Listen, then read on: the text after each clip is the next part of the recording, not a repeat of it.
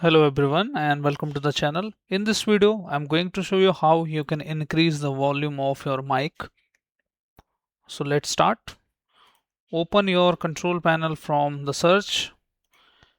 You can also go to this direction and look for sound settings.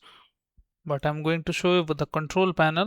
Choose here the category wise and select large icons. And then you will see here sound option. If somehow you are not able to find it, you can even search it sound. And you will get here sound option. And once you see the sound options here, you will see your inbuilt microphone as well as the headphone here. This is my headphone, so I need to show you how you can increase its volume here.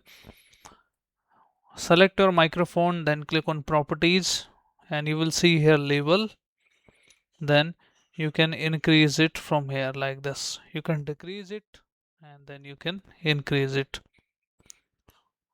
This is really simple, and just you can even listen your voice itself to test your audio.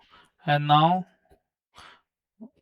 when you speak, you should able to hear you. And when you untick this option, you are not able to hear yourself. But when you tick this option, listen this device, you should able to hear your sound. So by this way, you can choose this option. And if you have any options related to enhancement here, the boost microphone, you can drag it to the large.